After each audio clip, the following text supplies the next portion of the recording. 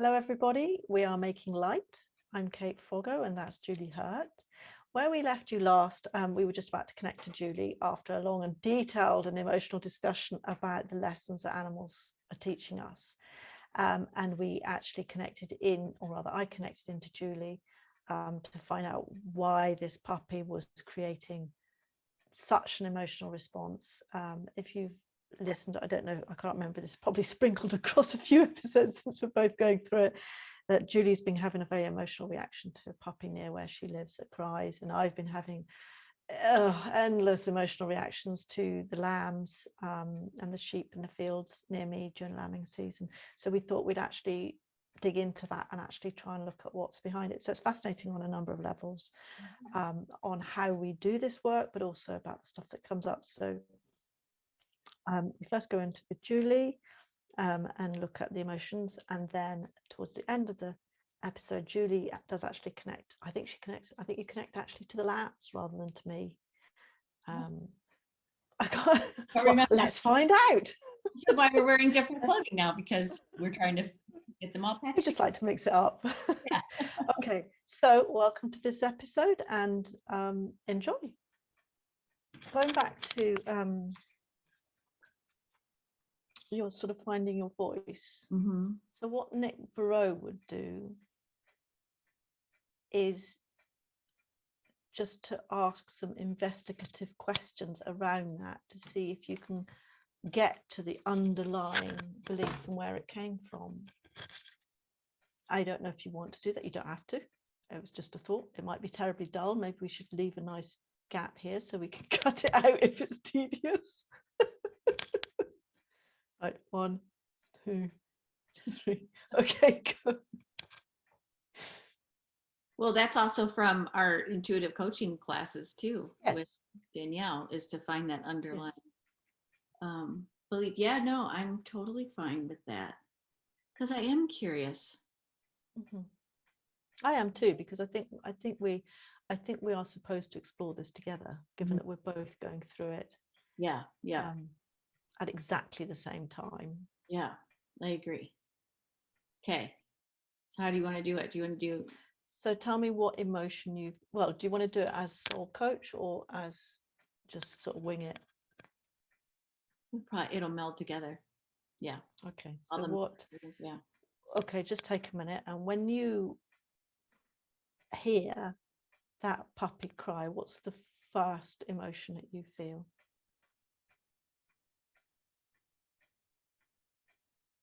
I'm like thinking it through. The first one's despair. That's the first one that comes to mind, is absolute despair. Why? Being left alone.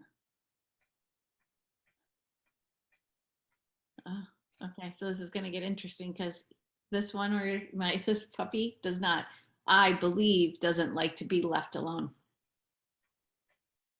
But what does it mean to you to be left alone? Left alone? To not, it goes back to not being heard, because I'm totally fine being alone. I love being alone, but not being heard is a different, that's more, to be left alone in this sense with the puppy is to not be heard, that what I have to say isn't true or valid or worth anything. There's a worth aspect to it. Okay, so what I'm going to do, good thing I've got my editing tools now. I'm just going to connect you, Julie, to see what comes up around that. Okay. Is that okay to connect you? Oh yeah, absolutely. Mm-hmm. So I'm going to set my intentions that the information I receive is for your greatest and highest good, and that everything I receive is safe to share. My guides, I have 3 of them. Just okay, I haven't seen them since I started this. They're not Eenie, they're Meenie, Miney, and Mo. There were 3 little things that just went.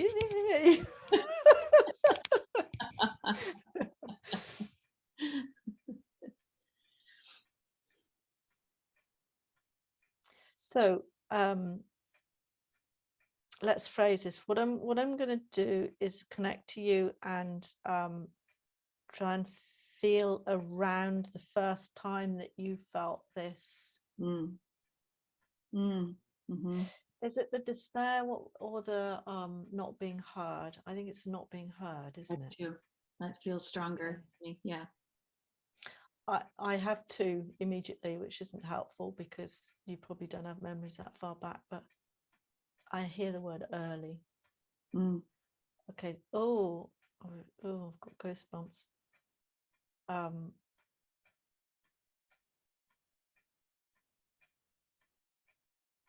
I feel quite emotional, Julie. I've got goosebumps all over the place. What I'm seeing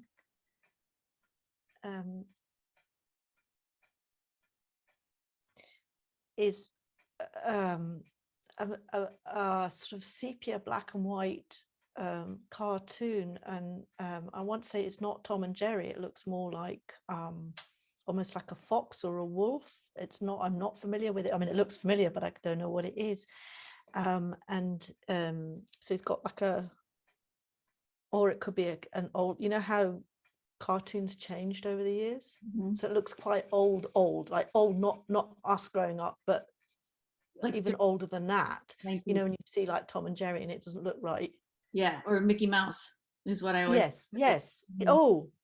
Oh, yes, it's Mickey Mouse, Okay. but pointy ears, Okay. holding a bowl.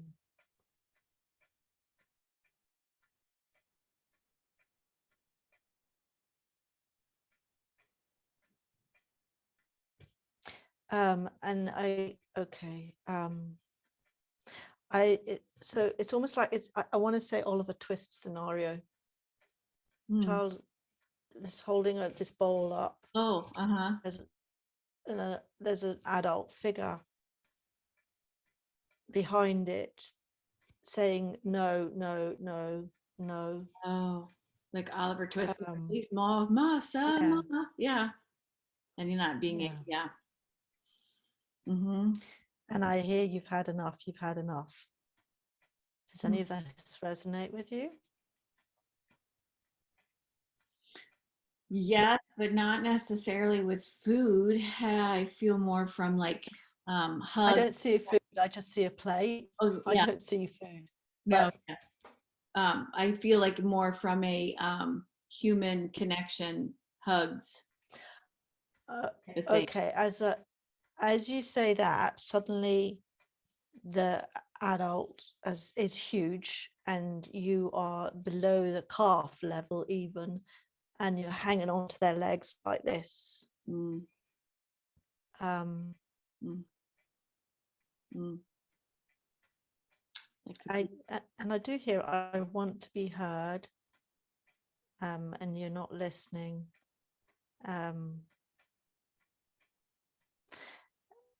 And this massive leg just sort of shakes you off. Is there anything?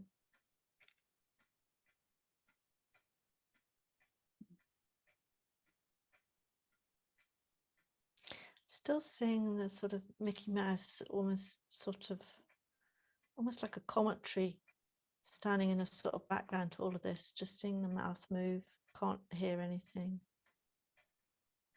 I hear story of my life, and I see something being pushed away. I'm not quite sure who's doing the pushing. Does that mean anything to you? Yeah, it does.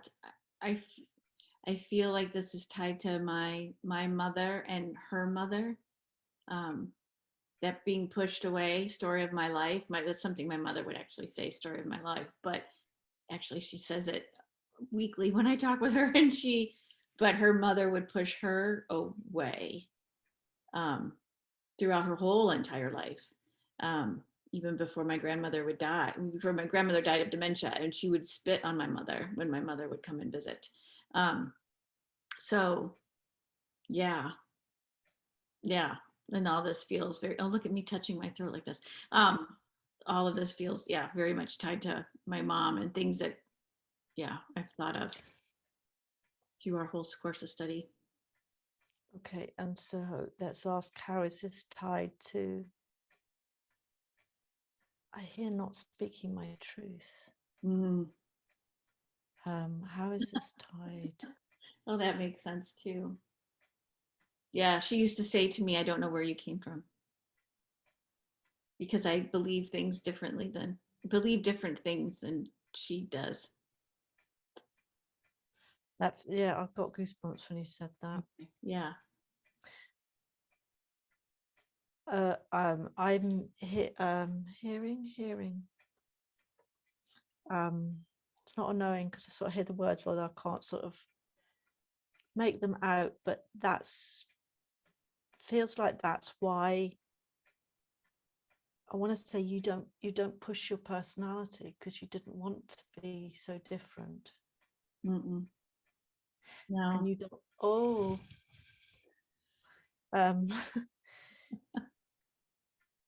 you didn't want your mother to push you away for being different.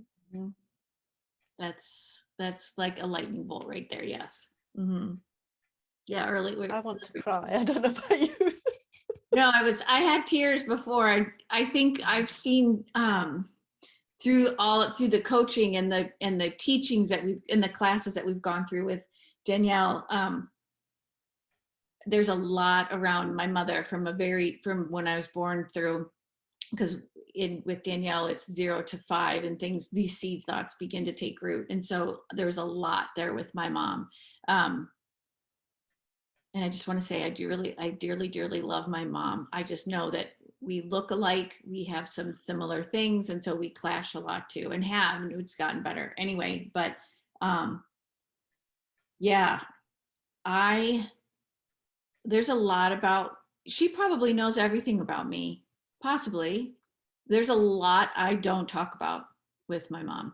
None of this I've talked about with my mom. Every week I get asked if I'm getting a new job, and I'm like, I have one. And my dad will even say she has one. She's free. I do the intuitive work and I have freelance marketing stuff that I do. And she has a job. Like it's not a normal corporate job. So part of that might just be that with her age and other things that potentially she's not remembering what we talked about. But even my whole things that would happen at college, I wouldn't tell her. Nothing bad, but just like, regular stuff, things that interested me.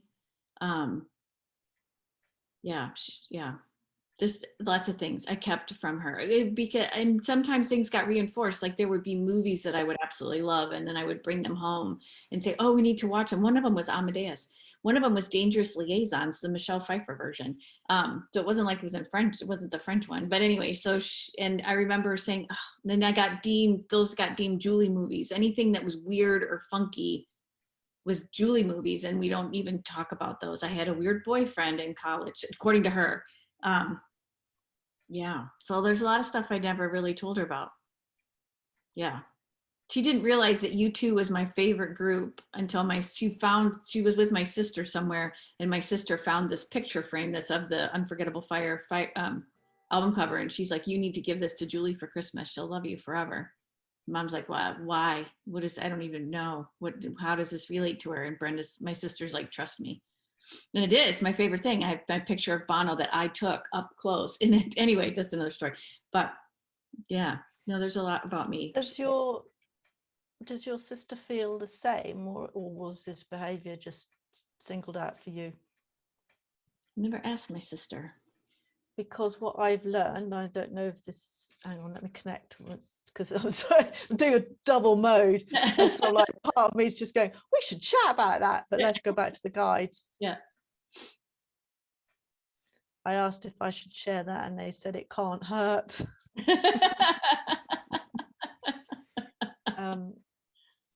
Okay, I think they're messing with me. Oh, don't mess with you. Okay, let's think of it this way. I guess, and actually it's been so long since I've done this sort of thing. The question is, do we want to try and make you see that differently, or is it enough that you've recognized this? Okay, they're telling me to tell you. Yeah. Okay. I was sitting with it. Just might make it less, the thing is, I don't know if it will help. What do your guides say? What, to see it differently? I understand it. I guess I understand it. Because I know where it comes from her. Do you know what I mean? Like, I see the history repeating, if that makes sense. So, and in this last year of this particular trek that we're on, I have far more compassion for my mom, I think, than I ever did, and more, I don't combat like I did. I'm not trying to show her something different. I'm letting her be. That it was her path. It doesn't have to be mine. I don't have to be history repeating. I don't have to do this anymore. And yeah, because I think certainly with my mom, it came as a real shock for me to realize that actually she didn't really know or care about anything that she had. I think the reason it took me so long to realize was because she did have, like you, a set idea of who I was and what I did, and those would be trotted out all the time. And I believed that that's who I was. It's like it never occurred to me that that was just literally a photo in her mind of who I was. There was no depth to it. There was no stuff, and it took me to the age of 50 to realize. I think I had an inkling mid-30s, that she would always talk about being willing to help with certain things. I mean, quite a lot of the time she wasn't in the country, but actually when push came to shove and I needed her to do something, she never could. It was never convenient. Something else was happening. And again, I never put it together. And I think I had a thunderbolt in my early 40s about, hang on a second, you've actually never, ever done anything for me. It's always been what I can do for you. But in terms of, when you say that she didn't recognize or had these sort of things that she trotted out about you, it's whether, because I think talking to my sister, I realized that my sister actually felt exactly the same way, although her behavior was very different to each of us. She didn't actually know either of us or ask, and this thing about the jobs, like you say, is I never told, my mum doesn't know I've left my job. I mean, that's been 3 or 4 years. Okay, my mum has dementia, but there would have been no point anyway. It's just too hard. Right. And to try and explain it to her, because she has a very set idea of what I should or what I'm doing. But it's not personal. Yeah.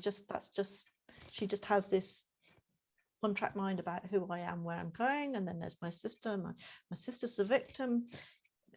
Kate's the practical one, and then she's one with a corporate job, and she's blah blah blah blah blah, and there's no point challenging it. And I know I will never ever ever get her approval, and it doesn't matter. And I think, like, some of what you said resonates with me. The more like the she had an ideal of what life would be like for me and my sister, and so that's kind of the path that she followed. That makes total sense. She had to fight to go to college, and when she got there, she got sick and couldn't go. So college wasn't something she was able to do. And then she got married, as was expected of her, had kids, as was expected of her. But she told us lots of times, and I believe she told us in a way to let us be as free as we wanted to be our own women. But she had children right away, and that wasn't something she ever wanted really to do. She never really wanted to have kids. She loves us, and there was nothing, she didn't regret it, but at the same time, it wasn't something she absolutely wanted to do. And she started her own business, and to do that, she had to fight against the banks, because banks wouldn't loan to her because she was a woman. My dad had to go with her to the meetings and then tell the banker to talk to her. He would only talk to him. So there's been a lot of, she's overcome a lot of things. And I believe, as you were saying all that, I'm like, oh, I see like this whole, yet another dimension of she had to do all these things, and she when she did them, she was, I believe it feels like she was hoping to like, and here you go. And I did all this. Okay. So, and absolutely, I totally honor all of that. What got potentially hidden was just being in the moment, because she had to move things she had to move boulders uphill.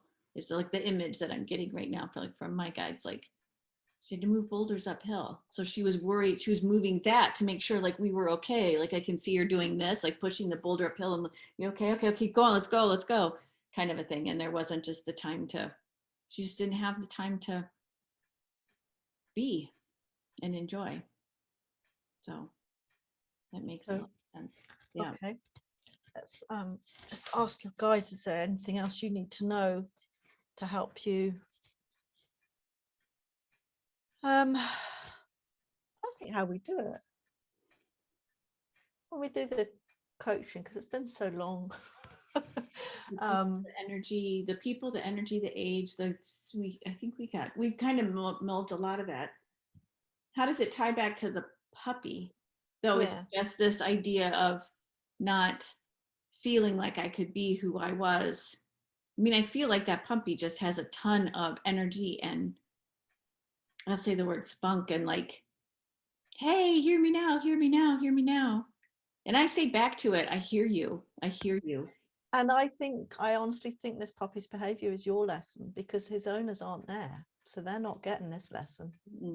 No, I know don't know what's happening. Yeah. That just how it just goes right here whenever I hear it. And I haven't heard him today. I didn't hear him. I would suggest, and maybe we can do this, we can do it together if you like, but I would actually connect him. I think it's okay if you're asking about what are you teaching me. Mm-hmm. Yeah, I've been real hesitant to talk to the puppy. I don't know why. I can do it though. I mean, we can do it another time, but you know, I can ask the puppy what your lesson is. Okay. You can ask the lambs, because I should have written it down this morning. Mm-hmm. Because that's what Danielle said to me. She says, you know, there's a lesson here for you. She also said, this was in yesterday. Yes. She also said, you know, because I was like, you know, I know that Abraham Hicks says I need to turn my attention away, blah, blah, blah. Pat McCullen, I think it is the lady that's recently joined Be Open. Oh, yeah. Mm-hmm. She's fabulous. Isn't she? Fabulous. Mm-hmm. Oh, maybe she'll be watching. Hello, Pat. She said, she said how that yes, to look inside to see, and I'd sort of come to this conclusion, but you know how it's quite slow, isn't it, when you're doing it yourself?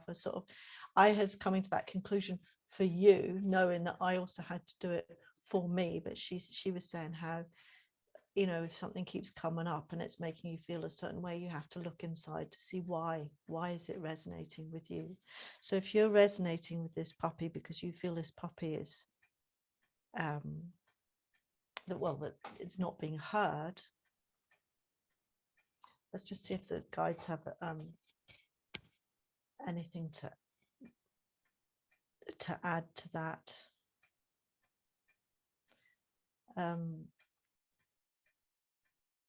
One of the things that Danielle had said is that it's to recognize that it's okay to feel.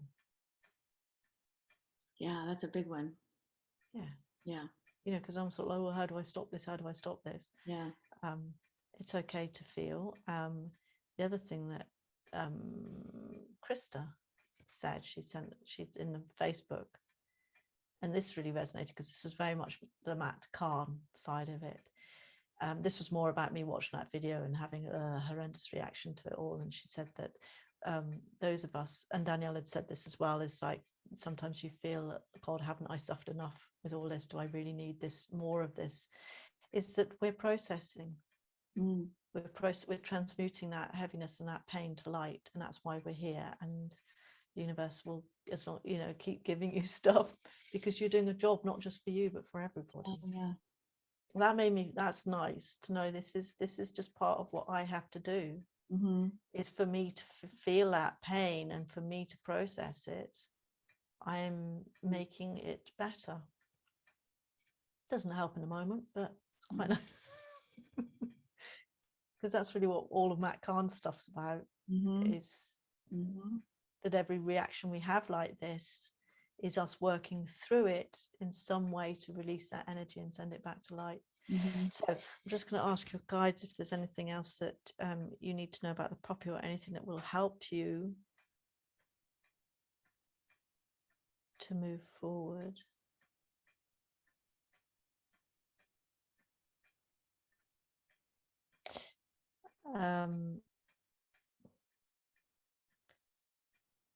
Getting a mixture of Matt Kahn's, whatever comes up, love that. Oh yeah. But for you to acknowledge when the when you feel that, you hear the puppy and you feel that, and you're like, thank you for bringing that to my attention. And yeah, that's a good this way. is me, not my guides.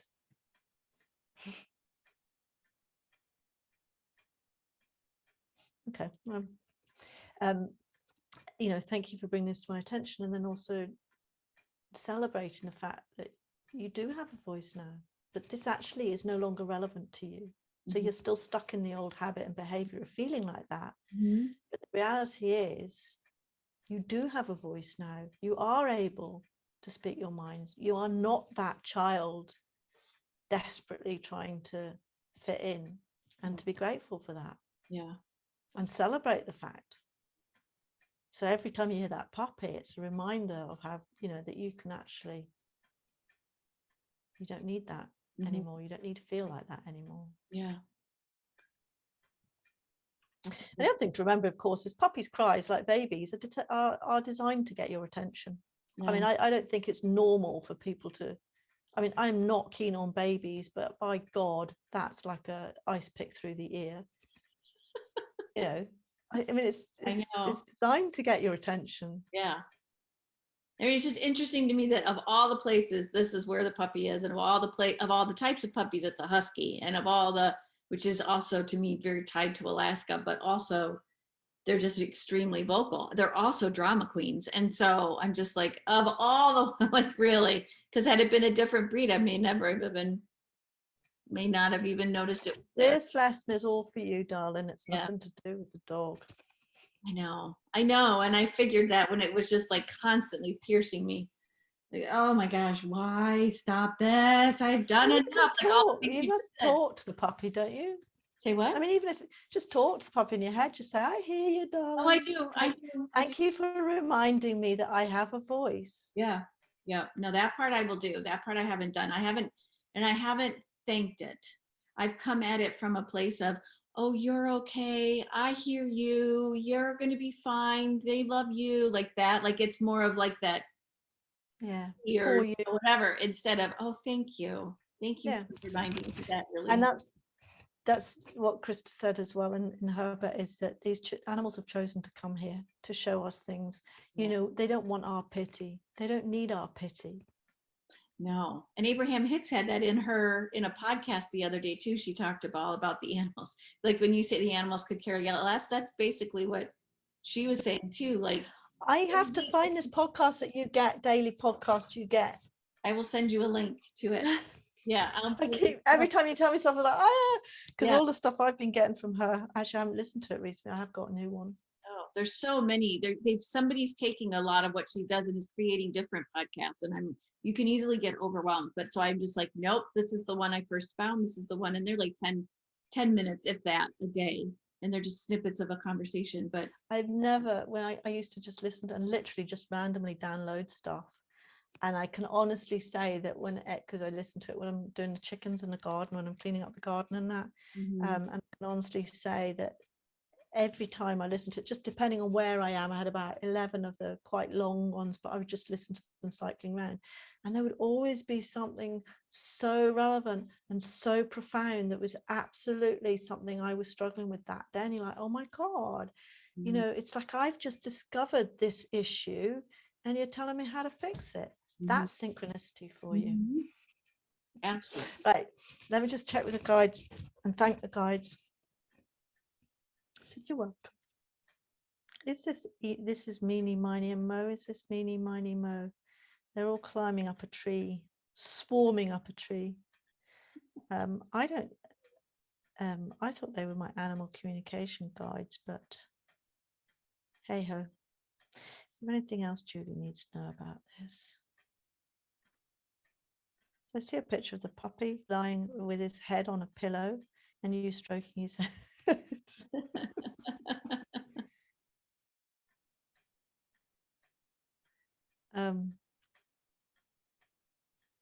The puppy's like got really, really curly hair, like it's had its hair in colors. I don't know what that means. Oh, I just think And that's well cared for. I'm hearing like I do hear prima donna. That makes sense. Yeah, I do feel it's and a cared sort for. of, sort of some sort of Oh, is it voguing? performance. Vogue. You know the voguing dance? That or RuPaul. Does it RuPaul Vogue? Where they dance and they, voguing. You know the dance of voguing, right? So it was a Madonna song long ago, but it came from the gay community in New York or London. I don't know. Doesn't matter. Anyway, but there's a style of dance where you just pose like you're on a Vogue cover and it's voguing. So when you did this, I'm like, oh yeah, voguing, which would be diva, which would be all the things. Yeah. Yeah. Okay. Yeah. While you were saying that too, I just had a little like bing too that came in. I'm like, they're like, don't forget. My guides are like, don't forget that dog is black and white because your dog is black and white. Like, so, and there's husky. That's a husky. He's got husky in him, we think. So because it ties to the heartstrings even more to go, hello, something here to look at. So, yes. Like how he knocked me on my ass on Fridays because I haven't been feeling grounded and I'm starting to feel a little more grounded, but I was kind of complaining about it. So he came along and put my ass on the ground. And I said, what'd you do that for? He goes, you said you wanted to be grounded. Lucas, you broke my leg. I don't need to do this again. Yeah. So do you want me to connect to the lambs and see what the lesson is for you? Okay. Am I connecting to the lambs? I don't think I'm connecting to the lambs. I feel like I need to guides is how it feels. Okay, if there were like 4 lambs that I didn't actually identify them, but I knew there were 4 of them because Robin told me there was 4 of them. Okay. So I sort of talk loosely to the 4 lambs. It's up to you. No, they'll be here. They'll be here too. Okay, wait, no, because my guide, so Aslan is my main guide, is Aslan from Chronicles of Narnia. So he's here, but he's saying, it's like, oh, Lamb of God. Okay. That was something else that came to me is this idea, I think it's abandonment with me, but also it's like lamb is the picture of innocence, isn't it? Yeah. Oh, now there's reciting the little song that I used to have to sing in catechism, Lamb of God, you take away the sins of the world. There's something in that line for you. Okay, well, I'm probably getting ahead of myself. All right.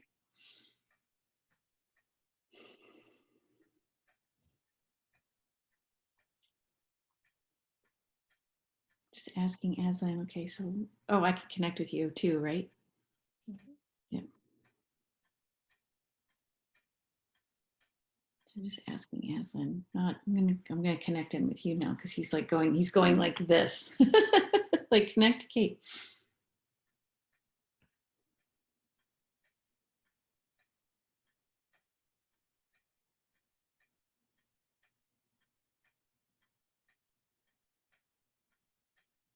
I'm just asking, I'm connecting in with you, but I'm also tying the lambs into it too and just saying, tell me a little bit about the connection of the lambs to Kate and the triggering. And they're showing me, so the lambs come forward to me and they're a little, they're lame, like you were telling me. But they also, at the same time that you can see one's limping, well, they're all limping in different regards, but at the same time, then I see them stand up on their hind legs and they start beating their chests like gorillas. And they're like we're strong and we gotta be me. You gotta accept that and like one's got this isn't a cast and another one, it's like hanging off of the thing and they're just like, who cares? Like, God gotta be me. And so they're just kind of thrumming their chests like that. And you have to take me for who I am. And there's a whole song, Take Me. I think it's from Rent. Anyway, but there's this whole thing of daring, like they're daring you to take, this is what I hear them, it's them. This is what I hear them saying. They're daring you to, I hear them say, we're daring you to take us as we are and accept us as we are, because as we are is absolutely as we're supposed to be. This is how the divine made us. This is how it's supposed to be. So we need you to accept us as we are. Does that make sense to you? They're very, they're feisty. Yeah, I get them bouncing all over the place. Yeah. Okay. Yeah. Feisty. And I mean, even they just couldn't give a shit.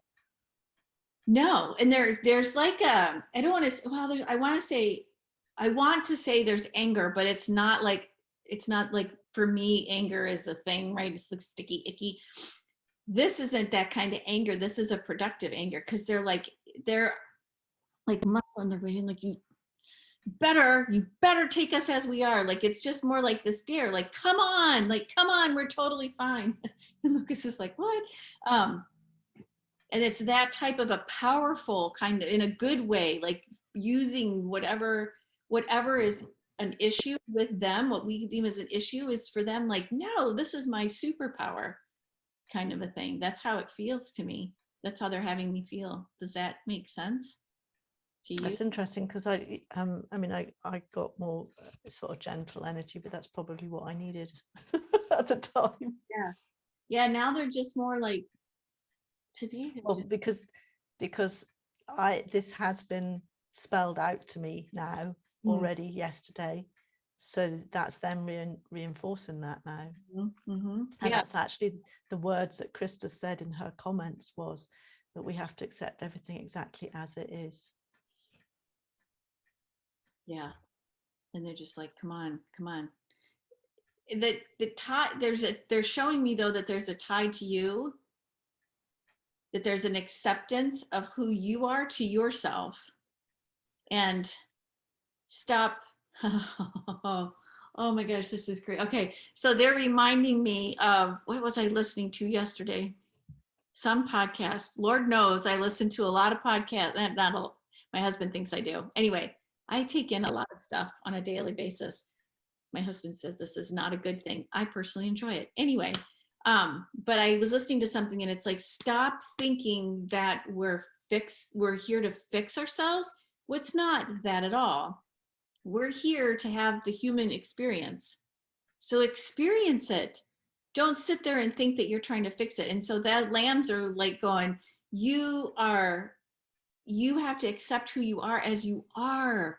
And they're like going, as you are, and they're doing this, and they're like sending, but we love you. And they're like trying to like give you hugs and stuff. Like, you are as you're supposed to be. And in that is your power. And that's that idea of, you're not fixing anything. There's nothing wrong with you. There's nothing wrong with you. It's the, you are as you're supposed to be. And like now they're getting softer as they're talking to me. Does that make sense to you? It does. Okay. Don't know how it, like with you, how does it help you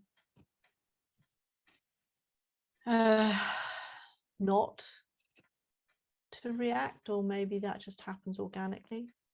I don't know. Oh, how to not react to them? Well, because I sort of, know this, it's nice to have it reinforced, but I know that it's not my place to fix. This, so much stuff has come up over the last couple of weeks about this. But it's then, well, okay, how, knowing that, how do I stop how do I stop feeling like that then? And to be fair, maybe I am feeling it less. I haven't been challenged yet. So I hear the lamb say, instead of trying to feel it less, you're actually going to feel it, and I'll come back to it, more, because they wanted me to say the sentence, because I hear them say, you're going to feel it more, but the it is the self-acceptance and the self-love. So when you see them or hear them, you're probably gonna, it sounds like you're gonna hear them more. They're saying they're bleeding right now, bleating in my ear right now. Oh God, they've been so loud today. Their mothers were taken away from them, and I was like, oh my God, this is it. It's going to be hideous. It's a bit soon, isn't it? But they were just being clipped. But what a fucking racket. Honestly. Oh, I can't imagine. Screaming. Ah. Oh yeah, that's interesting, because that all came up in a different podcast about the moms being taken away from babies. That's a different thing. Anyway, but what they're saying is, when you hear us, say to yourself, I love myself, and thank you, lambs, for reminding me. So it's a similar thing for me and the puppy. You too, when you hear that noise, when you hear their cry of acceptance or power, that's what I hear them saying, like, that's a cry of power. Don't take it as the pity, but just, that's your reminder, your mnemonic, I guess is what you'd call it, of I love myself, I accept myself, and thank you, lambs, for reminding me. And I can feel, like, when I say that, like this, how do I want to say, like, this release from them. I feel a release. Even from the puppy too, like from both things. I was all kind of like twisted up before. I felt very twisted internally. And now I feel like there's space here to breathe and feel like I can even set my shoulders back. So I also hear them say, this is but a tiny drop in the larger bucket of the paths that we're on. This was a little reminder, we've made it this far. Oh, this is interesting too, because I drew this card. I'm playing with angel tarot cards. And so I drew this card, and it's like, woohoo, you've done all this work, and here you go. Now you can like relax and then maybe look at the next chapter. And I'm like, are you really? I can relax, like, really? But this is like, they're reminding me that we've made it really far in everything that we've been doing. Now it's time, like, this was just a little reminder. This is how we're going to have little reminders of like, oh yes, I can speak. Oh yes, I love myself. I accept myself for who I am. I am as I am. I am as I'm supposed to be. It's just a little, how do I want to say this? A little ding from an angel, a little angel bell going, yep. To add to our arsenal of, how do I want to say it? Little arsenal of reminders that we are the divine having a human experience. That's what they're saying to me. Oh, look at that. Yep. Did you just write that? I don't know the significance of this, or whether it's just my brain, but as soon as you said that about the mothers, because part of this video that I watched that was so horrendous was showing how, you know, dairy calves are taken. But what I need to hear is more Abraham. Did I tell you that I want to find? No, it was my sister. I think we should end this bit on this, and then I want to chat to you about something else. Okay. So this was a bit. Did I tell you I'd found this? So it's 1990s Abraham. I don't know if you did or not. It must have been my sister I was telling, and basically the question was from. Sorry, I have to blow my nose. So many tears last 2 weeks. Basically, the lady was saying, well, a law of attraction, what animals slaughter, cruelty, how could they possibly attract that? And first thing she said is the laws of creation as such do not apply to animals. You know, humans are creating, animals are here to enhance our experience. They're not creating. Yeah. Your animals and your plants are here for the purpose of your experience. Now, we are not wanting to offer our approval of mistreatment of animals, but we are wanting to ease your pain about it a little bit by saying to you that they are not responding to their own experience as you are responding to their own experience. When you think about it, the animal experience has existed because of its relationship of one to the other. You go into the sea and the big fish eat the little fish. You go into the jungle and the big beasts eat the little beasts. We're knowing your concern about what you're calling their suffering. And we say to you, it is not possible for you to experience clearly what they are experiencing. You are superimposing your thoughts, and you are coming up with something that is far worse on their behalf than anything they are really experiencing. Mm-hmm. And then it just goes on about saying that they've come forth to enhance the experience of man. And they do this, their greatest value, by offering predominantly positive emotion. Sorry, that's my phone. I don't know. I'll just switch it on. They do this by predominantly offering positive emotion. Their greatest offering is their oozing or radiating of positive emotion. So she does talk that obviously when you see them suffering, they're not doing as much of that. Mm-hmm. But I think that's very significant, is that they are not feeling what we think they are feeling. Mm-hmm. Mm-hmm. Yeah. And that again comes back to this emotional pain. I'm not, we know they feel emotion, but I don't think they feel emotional pain the way we do. Or they don't obsess over it because they live in the moment. So there's not all this baggage built up over years. Yeah. I was just thinking of elephants when they mourn, or ravens when they mourn. They will mourn for a period of time, but it's not a lifelong mourning, which many humans can go through. Yeah. And also, if you take grief, for example, in its purest form, I don't think we know what that is, because for us, grief is then wrapped up with guilt and regret and all sorts of other things. It's not just pure grief would be I'm missing you. Mm-hmm. But for us, that's also tied into all manner of beliefs about how we treated them, how they treated us, memories that we had. If it was just a pure emotion without all the baggage that we have, is it not a lot more tolerable? I don't know, maybe. Yeah.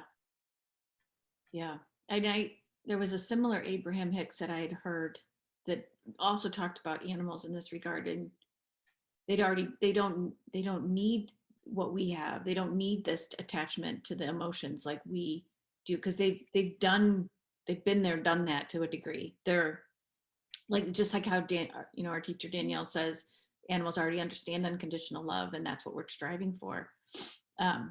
So I just wanted to say that too, because I don't necessarily want people thinking, oh, well, because we have emotions, we are therefore better than or more evolved than animals, and it's actually the other way around.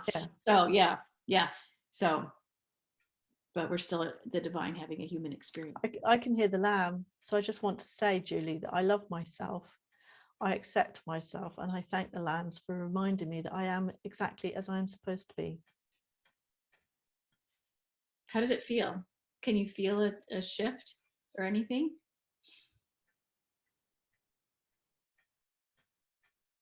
I'm not sure. Okay. Shifts can be very slight. Well, as we know, I'm just going to say for our watching audience, shifts can be very slight and can take time too. So it's not like we've talked about it, asking a spider to leave. It doesn't always work that way.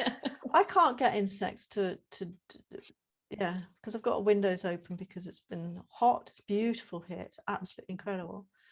But they come flying in, they go straight to the high windows, and I can't, and I sit there and I try and do energy trails for them to follow, and no, not interested. I don't know if I just don't meditate enough, shall we say. I don't get into a high enough vibration. Possibly I'm too. I don't know if it's those are just might be ones that have something to tell you, and they've just dropped by to say, if I want to kill myself by buzzing against this window till I die, then that's my choice. Now fuck off. Well, stop maybe it's like me. buzzing against the window of the non-acceptance. I don't know. That just came to me. Like, there's your small thing again. Not for anything. Should I ask the guides if there's here? Right, let me ask Aslan. giving me 2 thumbs up on his big lion paws. But we got it. That was what you needed to hear. Is there a question? Do you have any questions? Do you want me to ask?